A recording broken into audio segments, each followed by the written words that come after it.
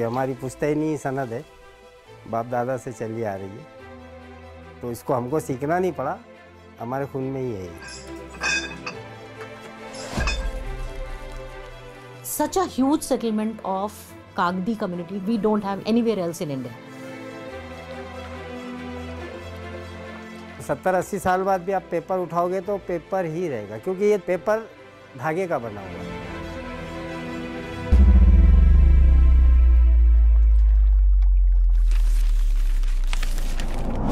Kagzipura India की रियासत महाराष्ट्र का एक छोटा सा शहर है। कागजीपुरा कागज बनाने का एक तारीखी शहर है। It's an official paper making hub town. Kagzipura का लफ्जी मायने कागज का शहर है।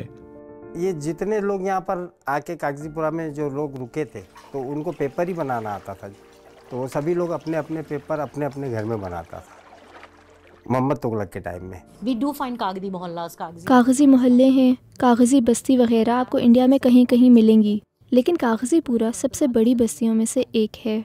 In today's context, इंडिया में 7 मिलियन टन कपड़ा जाया होता है, जो इंडिया को दुनिया में सबसे ज्यादा कपड़े को वेस्ट करने वाले ममालिक में शामिल करता है।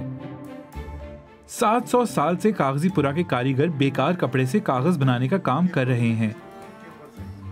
यहाँ पर हाथ से कागज बनाने का काम 14वीं सदी में मोहम्मद बिन तुगलक के दौर में शुरू हुआ था। आज भी यहाँ कागज हाथ से बनाया जाता है।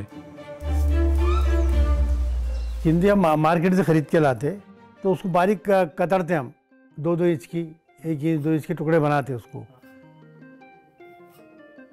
टुकड़े बनाने के बाद में फिर बिटिंग को ले जाते, फिर उसको बिटिंग करते हम। 4 घंटे बिटिंग होती, जब वो जाके बारीक होता। एक आटे की चक्की की मिसाल है वो, उसको नीचे भी छुरा है ऊपर भी छुरा है मशीन को, तो दोनों के बीच में जाके बारीक होता माल हो। बारीक होता तो पेपर के लायक हो गया, देखते हैं हम उसमें गोली तो नहीं आ रही, कुछ नहीं आ रही। फिर हम उसको बंद करके यहाँ हाउस में ला के डालते। ये हाउस आपके सामने है, उसको रात को ला के डाल देंगे अभी, सुबह में आके हम पेपर बनाते। एक कारागिर, एक लिफ्टर, एक कुचर, 2 जने रहते हो। ये दोनों से बन गया, फिर बाहर प्रेस पे ले जाते उसको। प्रेस पे ले जाने के बाद में उसका पानी निकाल के लाते, फिर निकाल के लाए बाद में फिर यहाँ कपड़ा अलग, कागज़ अलग, दोनों अलग अलग करते हैं। उसके बाद में फिर टांगते हैं उसको बाम्बू के ऊपर।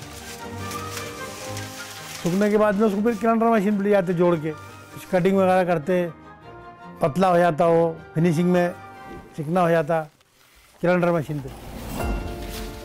ये कारोबार बहुत मुनाफा बख्श हुआ करता था।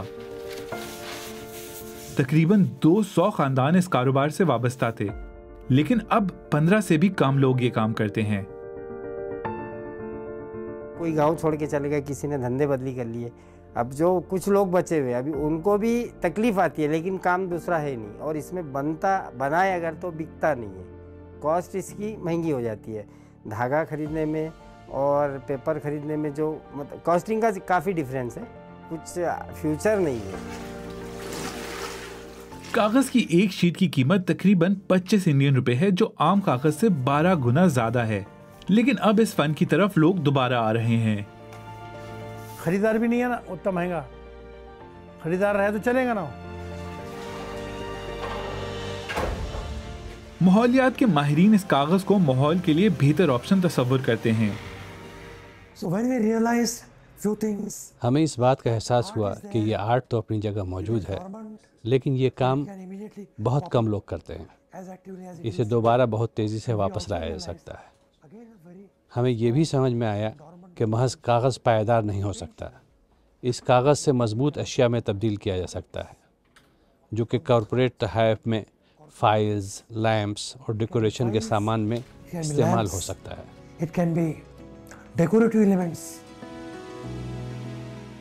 अगरचे इंडिया के कई हिस्सों में हाथ से कागज बनाया जाता है, लेकिन कागजीपुरा का कपड़े से बनाया जाने वाला कागज नायाब समझा जाता है। असा वेस्ट जाणारा जो कापड जे आपण 9 करोड़ कपड़े का एक हिस्सा भी रिसाइकिल किया जाए तो इससे नए तरह का कागज़ बनाया जा सकता है। इससे दरख्तों को बचाने में भी मदद मिलेगी जो कागज़ बनाने के लिए काट दिए जाते हैं। कागज़ीपुरा का ये प्रोजेक्ट मुनफरिद है जो दूसरे इलाकों में भी इस्तेमाल किया जा सकता है। पुढे आलेली दिसणं आवश्यक आहे। ये कागज़ कोई फुजला पैदा नहीं करता, बल्कि ये फुजले पर जिंदा रहता है। कागज़ साजी के एक पायदार प्रोडक्ट के तौर पर ये एक रोल मॉडल जैसा है।